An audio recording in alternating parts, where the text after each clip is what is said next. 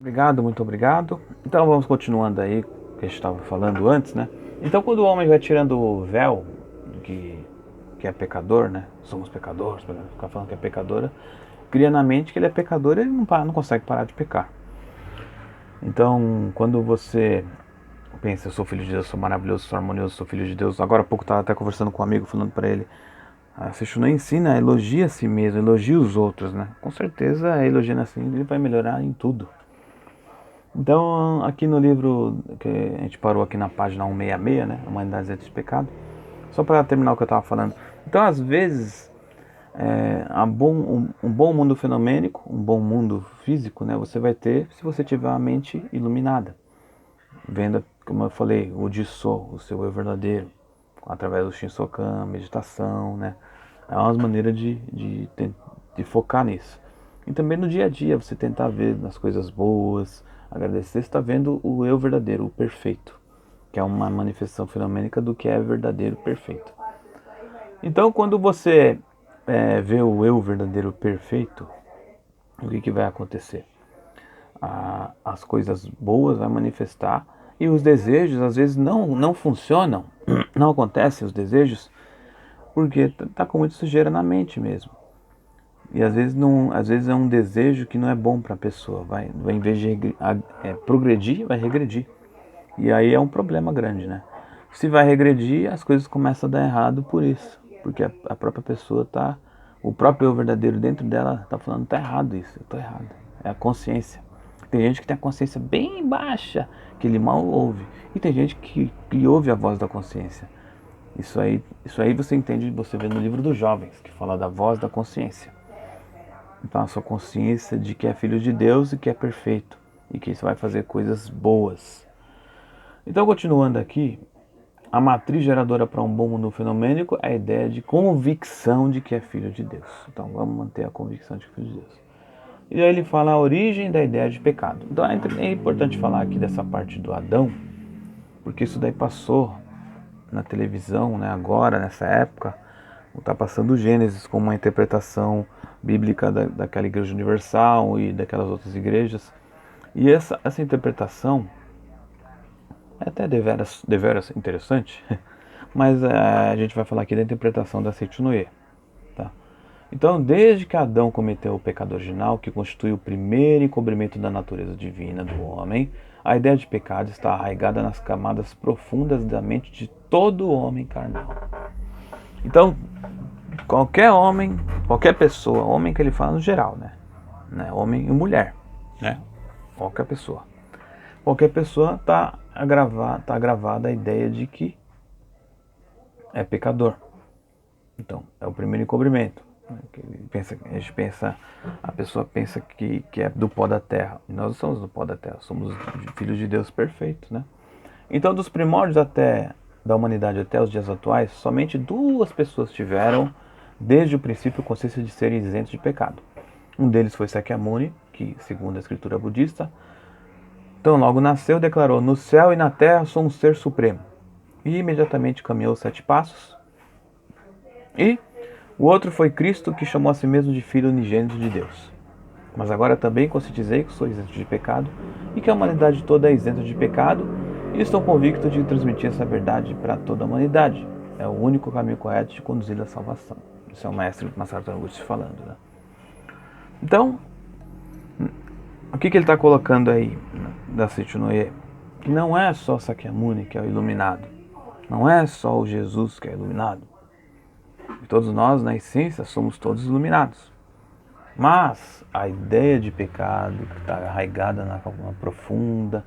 nas camadas profundas da mente,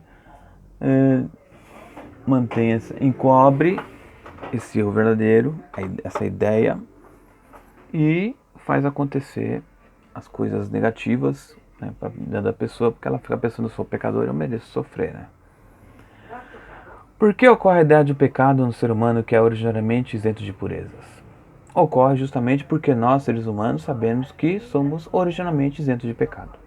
Nossa, por quê? Então por quê? Vamos entender. Por que ocorre a ideia de pecado se originariamente o ser humano é isento de pecado e impurezas?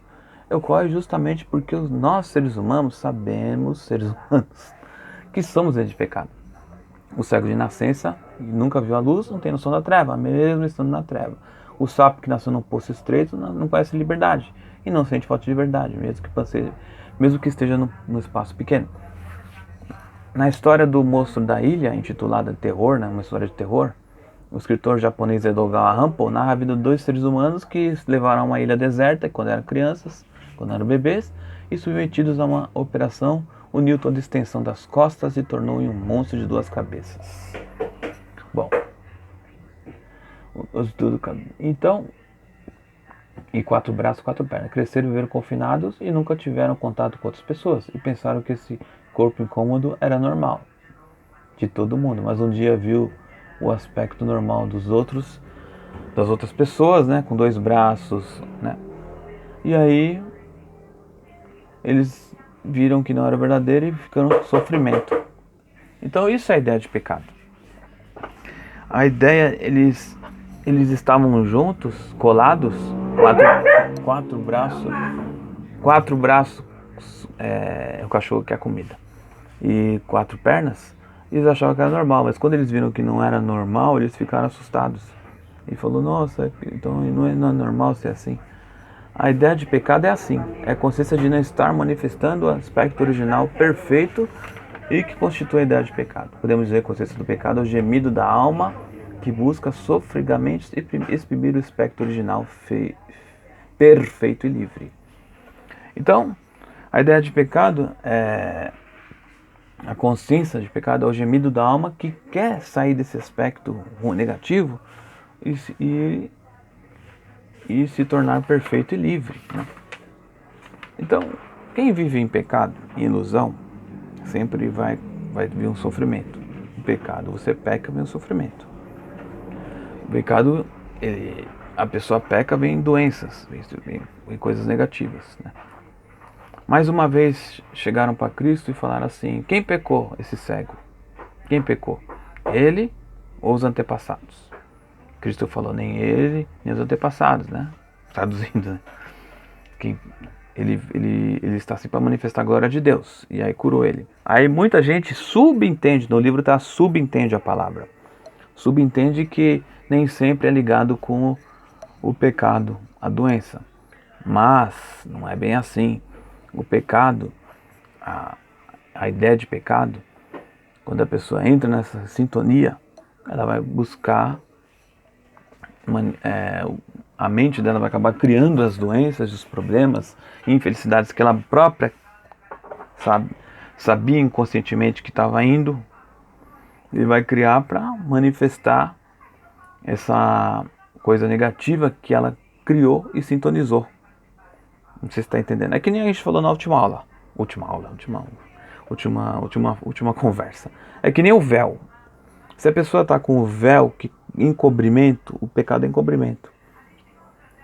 Para que esse encobrimento saia, ele precisa se manifestar. O karma tem uma lei que chama tudo que o karma vai se manifestar, como é que fala? Vai se solidificar de alguma forma.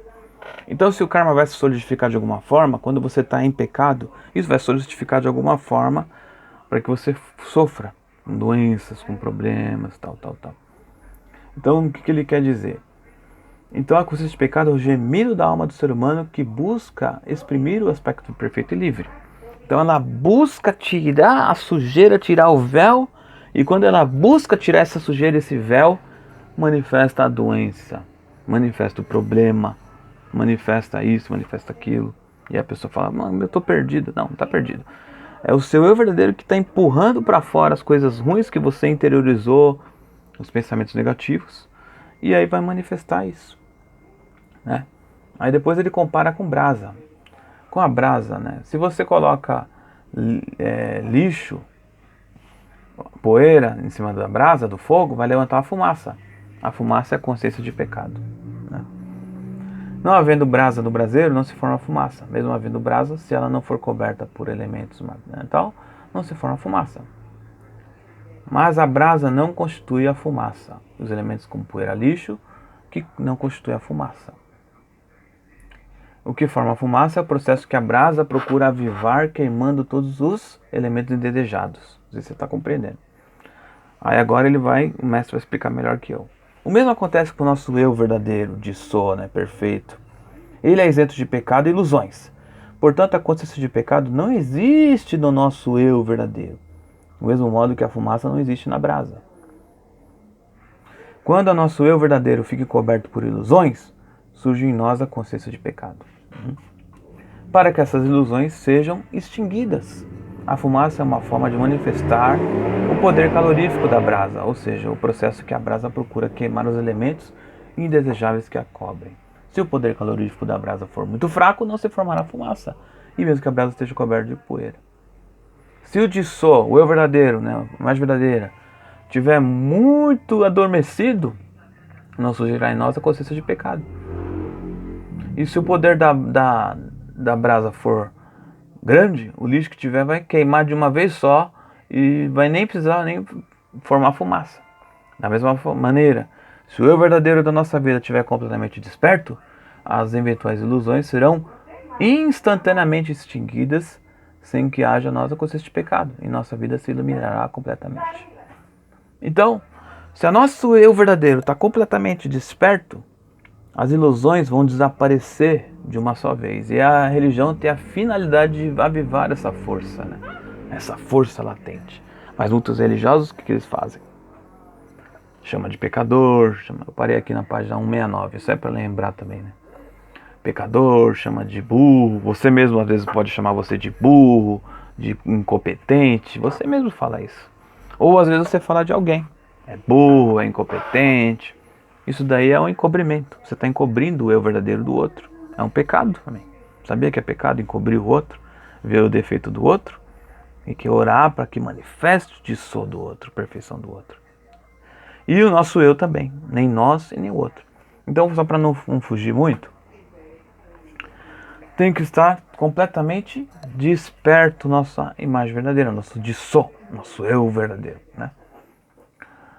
E aqui a religião tem a finalidade, já falei. Quando o poder da brasa se intensifica, a poeira, o lixo que estão ao redor dela queima-se, provocando fumaça. É compreensível que muitas religiões procurem avivar consciência de pecado no intuito de conduzir a salvação.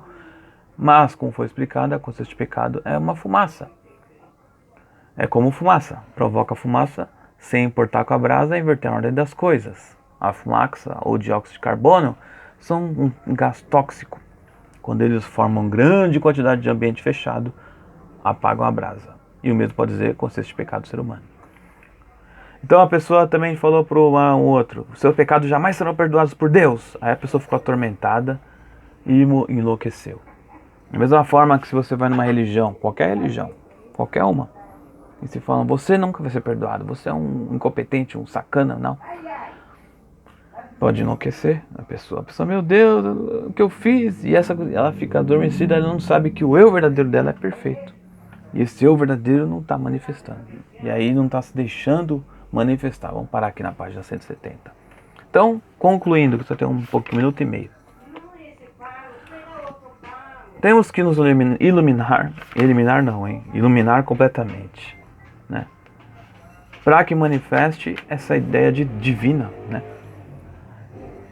Ler livros da Seishinoi, como eu falei no finalzinho do outro. Praticar, assistir palestras da Seishinoi é muito bom. Eu não conheço as religiões como que trabalha, mas na Seishinoi, que é a essência da religião, ele ensina a isso. Você praticar, você participar de seminários, para que você compreenda cada vez mais que você é isento de pecado. Isso vai limpando o subconsciente. Mas muita gente acha que já está tudo limpinho, já estou perfeito. Não. Tem que continuar estudando. Muita gente acha, eu já fui um deles. Eu acho que já sei tudo. Não sei nada. E ainda estou estudando. Tem muito livro para me ler aí. Muitos desses que estão aí atrás eu não li ainda. Eu não consegui estudar. Na verdade, muitos eu já li. Mas estudar não consegui. E estudar é muito importante para fixar na mente. Ou você que faz faculdade ou faz na escola, você estuda, você não consegue, né? Se você não repetir, você não vai entrar na sua cabeça, você não vai entender. Tem que entrar na mente através desses estudos e através da oração. do Shinsokan, da meditação, tá bom? Obrigado, muito obrigado, muito obrigado. Felicidades.